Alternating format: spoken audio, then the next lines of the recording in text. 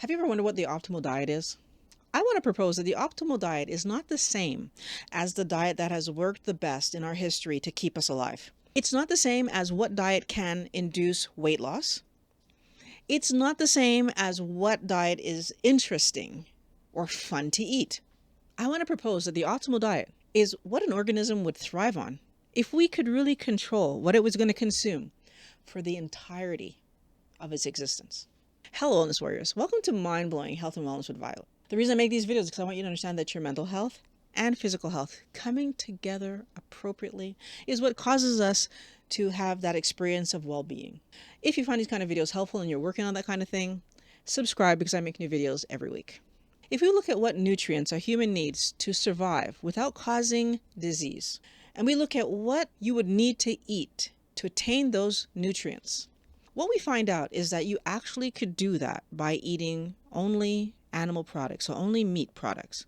That's a fact that's based on what our bodies actually need to continue to function.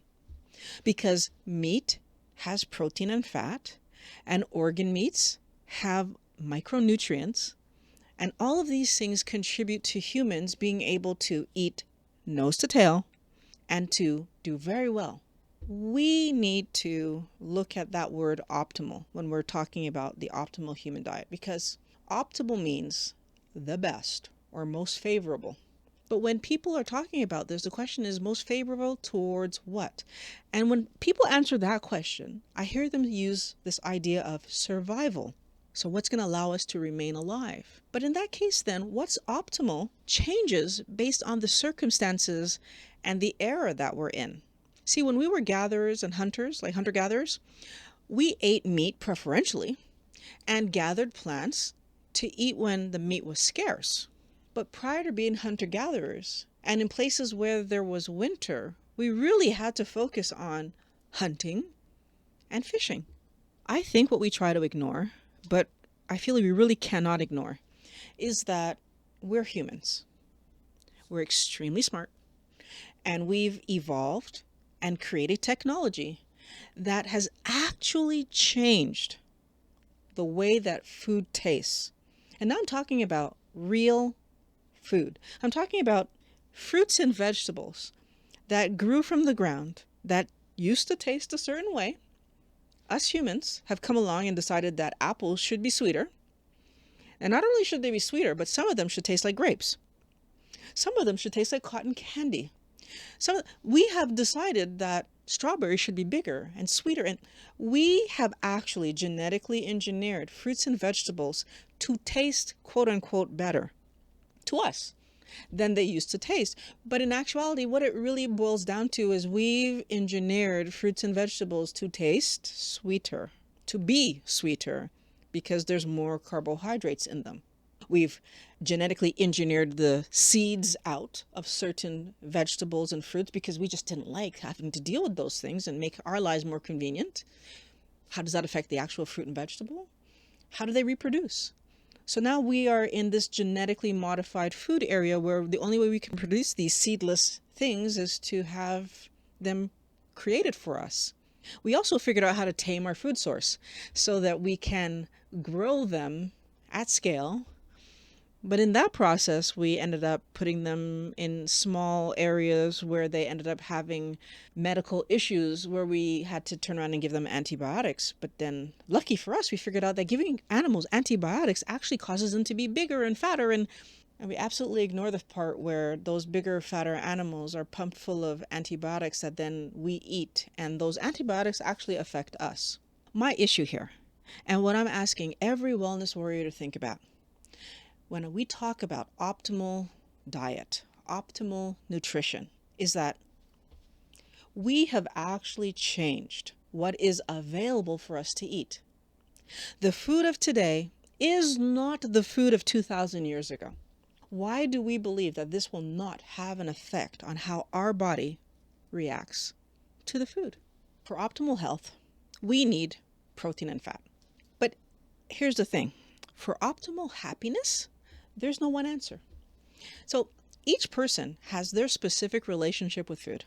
Some live to eat, and others eat to live. So what happens if you're actually one of those people who find it entertaining to eat, enjoy that process, are pulled towards it. We need to keep it in mind that when we're talking about optimal nutrition, today we do not live in a scenario, or at least most of us do not live in a scenario where food is scarce.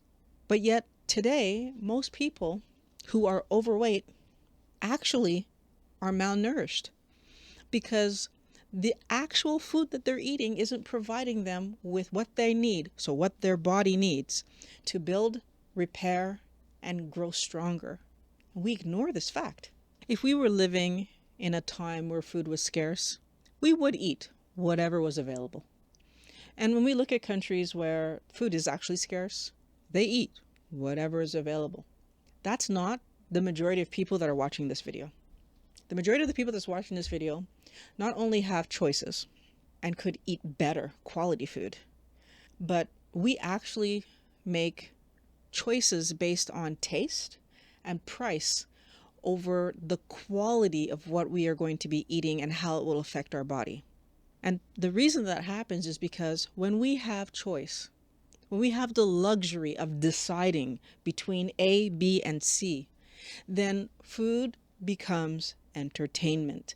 Food becomes this thing that we're doing because it tastes good and it's fun to eat, and we're not focused on growing healthy bodies. This allows us to choose to classify carbohydrates as a macronutrient that our body needs, which is so not true. It's an energy source that our body actually can do without because our body produces it. And we so need to be careful, because incorrectly classifying carbohydrates as an energy source that our body needs doesn't change the fact that when we eat carbohydrates to excessive amounts, our body reacts to them appropriately as the toxin that they are. So we are built to survive, right? Survival of the fittest. We can survive on carbohydrates, but is that optimal? We like to be entertained by food, but is that optimal? Honestly, it really depends on the question. Are carbs optimal to keep us alive in times where food is scarce and there's nothing else for us to eat? Absolutely. Are carbs optimal to aid in the palatability of food and enjoyment of food? Absolutely. Does that mean that vegetable products provide nutrients that we could not get from animal products? No, it does not. Let's eat for health whenever possible, because when we do that, we are much less likely to be led astray by the food companies that are trying to use our evolutionary history against us, because we evolved eating high quality animal products with vegetation used to fill in the gaps. Those sweet vegetables of today, those sweet fruits of today, that's not what we were eating.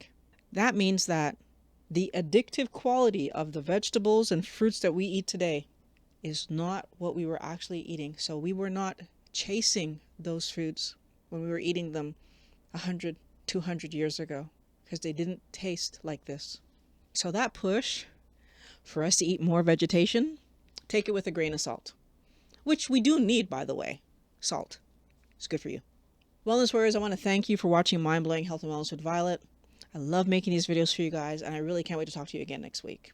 Oh, share the video with a friend.